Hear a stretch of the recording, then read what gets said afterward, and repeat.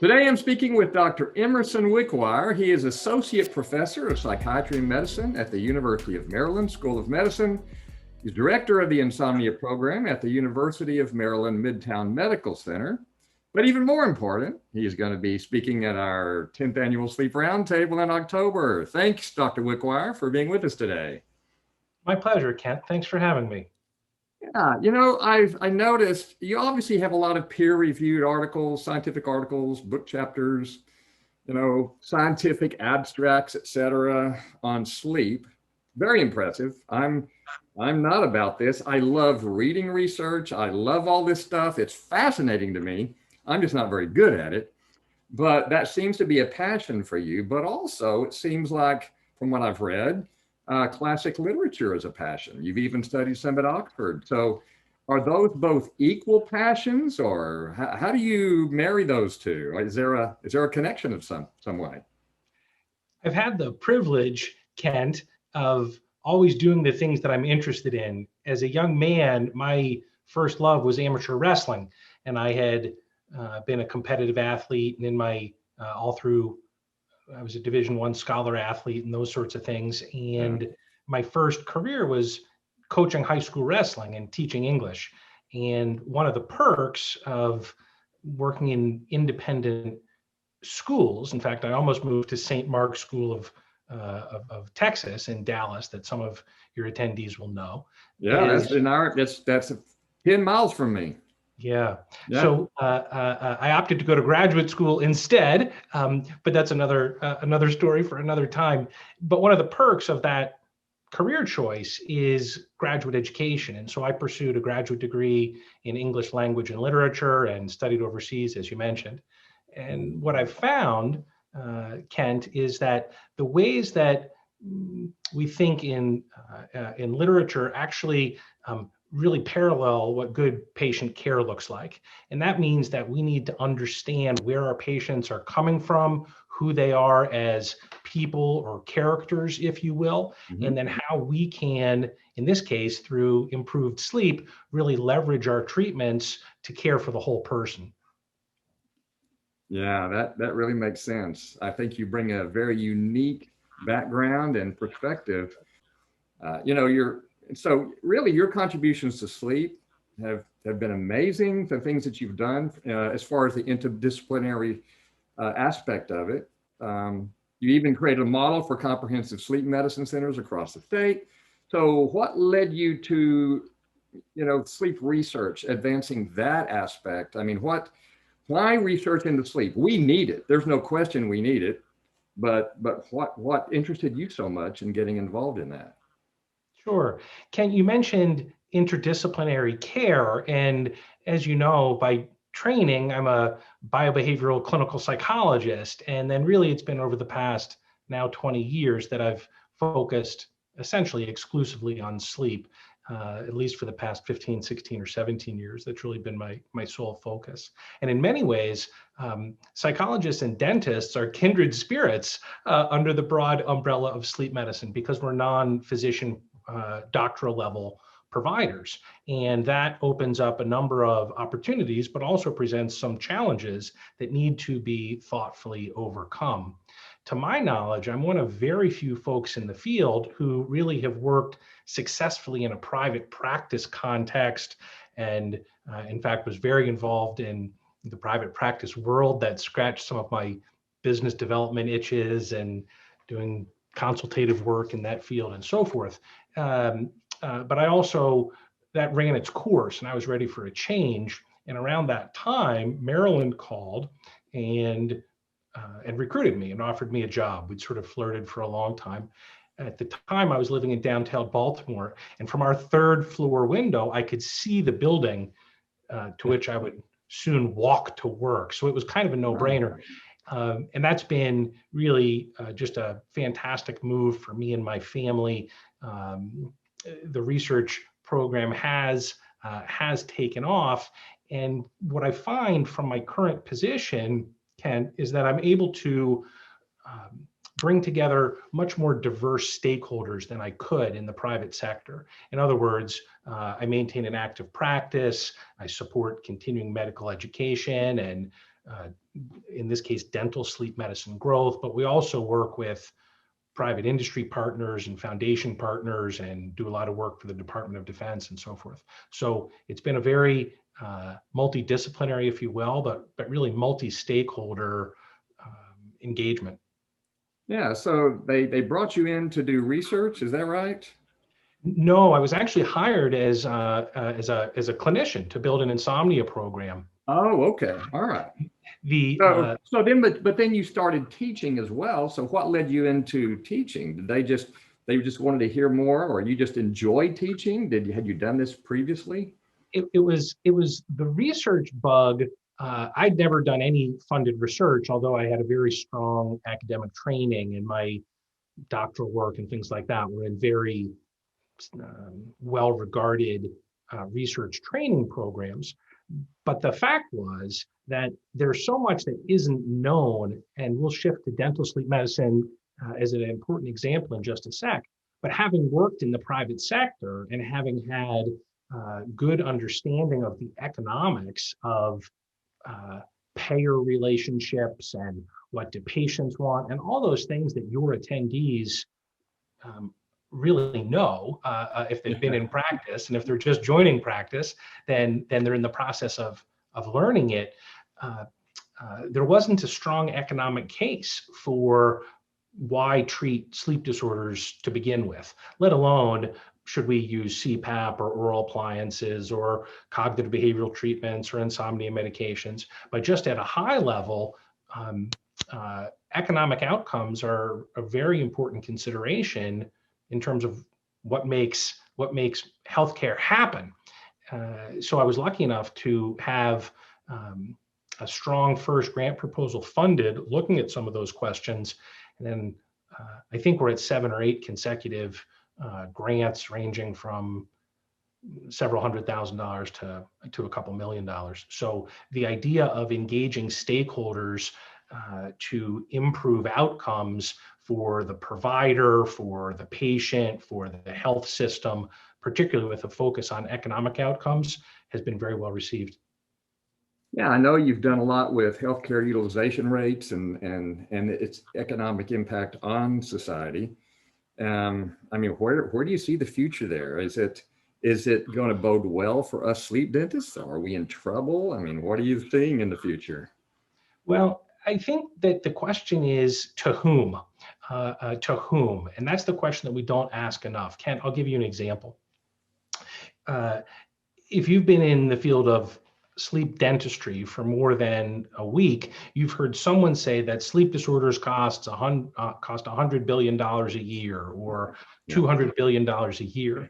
And what we need to start doing is breaking down those costs, because thankfully, neither I nor you receive a check for $200 billion at the end of the year. So some of those costs are borne by health insurance companies. Some of those costs are borne by patients. By that I mean insurance payments and premiums and so forth. On the insurance payer side, the patients have co-pays or they need to take time off from work, whatever it may be. But the vast majority of those costs are actually borne by employers. Now, for most of your attendees, the stakeholder group that matters even more than payers or employers are actually patients. And what do patients care about? Patients don't really care about the AHI, or a measure of apnea severity. What they care about goes back to your first question, which is, who am I and what's important to me? So can I wake up with more energy in the morning? Is my focus greater? Do I have more time to spend with my family or with my grandkids, or to go fishing or bicycling or anything else that I enjoy? And I think that that's the real opportunity where sleep dentistry can help, because you, Kent, and your students and colleagues at CME functions like the Sleep Roundtable know these patients. And so you have a mass that's in need of care that they're not receiving anywhere else. And to me, that's just a huge lever. Now, the other untapped potential that we'll talk a little bit about when we're together is helping take care of sleep medicine physicians and primary care physicians for that matter. So if we think about the different stakeholders whom we serve, and we'll talk when we're together about ideas and metrics to assess where you are currently and then to make positive progress in supporting each of these relationships. But sleep docs and primary care docs have needs too. They have needs for fast turnaround. They have needs for prompt reports and satisfied patients.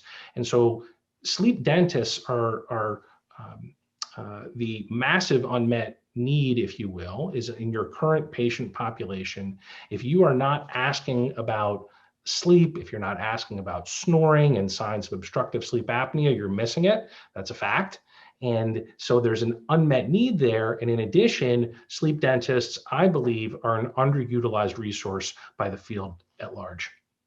Yeah, I was as a matter of fact, just last night on a webinar where there were a panel of sleep specialists. There were about, I don't know, 10 or 12 sleep physicians. And the discussion was revolving around, it eventually got to the relationship between those sleep physicians and dentists. And there seems to be somewhat of a distrust. It seems like a lot of them think that we're just out for the money and we don't communicate very well with them. And then, some of them mentioned that they're just not effective and we know better. We know these appliances are effective. But one thing that I know that you've mentioned that you're going to help us with is how mainly to communicate with patients better, to how to get them to move forward with treatment. And so, boy, I'm really looking forward to it. What other pearls are you going to bring to us at the roundtable? Ken, I think that the uh, three objectives of our time together, and I'm very much looking forward to meeting your group. You've educated a great number of sleep dentists, and there's a huge need. The fact that so many people keep coming back to learn more is a testament in your efforts in these kinds of grassroots efforts. It comes back to helping your patients is one of the most important metrics. We'll frankly talk a little bit about self-care because particularly as some of your attendees are more or less involved in sleep and there's some trepidation about transitioning into a new field and letting go of some old personal habits and beliefs for that matter Yeah. in order to latch on to a new and rising tide, but there's also uncertainty and so forth, Mm-hmm. particularly during the time of a pandemic. So we'll talk about taking care of patients, we'll talk about taking care of ourselves, and then we'll also talk about taking care of the practice. And that's really where some of those relationships come into play.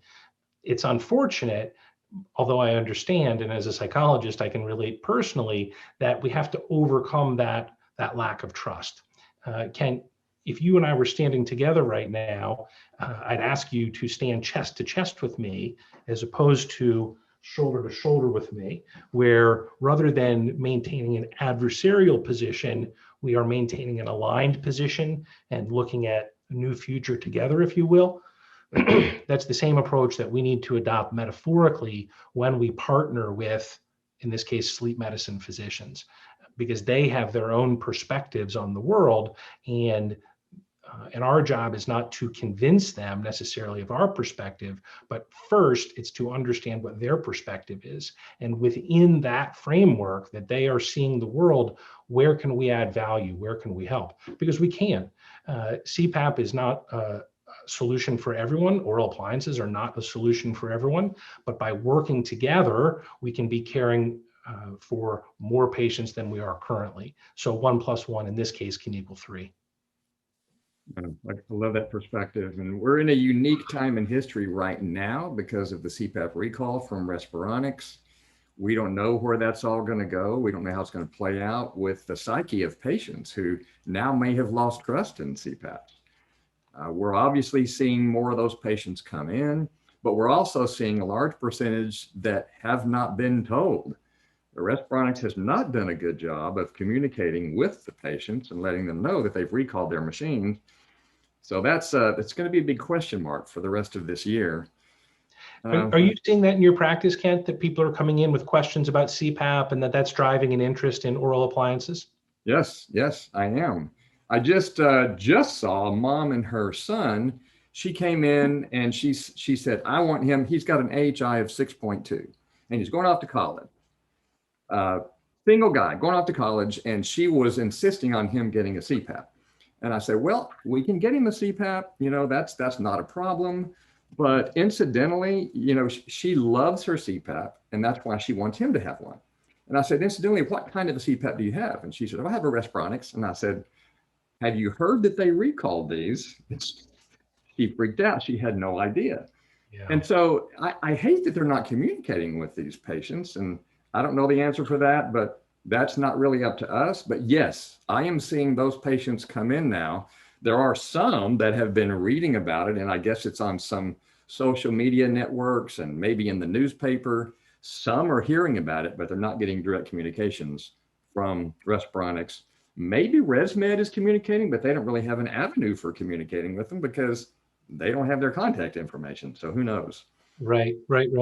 Well, I think one advantage that dentists have is you can manufacture your own devices. And I suspect that a number of your members have considered doing that. You can distribute the devices in a very different way than sleep physicians can. As you know, that relationship becomes triangulated between the patient and the sleep medicine physician and the home medical equipment or the durable medical equipment company who actually provides CPAP. So in some ways, dentists are able to help their patients solve problems even better than a sleep medicine physician can, because you're the provider of the dental device. And when we think about ease of patient experience and improvement in quality of life, those are the things that patients care about. So we'll talk more about that when we're together, and I'm sure that your attendees will have lots of questions. I'm sure they will. As a matter of fact, yeah. First of all, thank you very much for being with me today on this podcast. I'm personally looking very forward to hearing your talk. But in addition to that, you're going to be on a panel with 2 other psychologists. So there's going to be lots of opportunity for Q&A. I myself can think of a lot of questions I'm going to be asking. So get prepared for that. For all of you who have not registered for the Roundtable, just go to sleeproundtable.com. You're going to hear some speakers, just like Dr. Wickwire here. He has, I think, had one of the most amazing impacts on sleep medicine of any physician that I know, any doctor that I know, any dentist that I know. So I'm looking forward to that. And I just want to show my appreciation for your willingness to come out and speak at the Roundtable. Look forward to being with the group.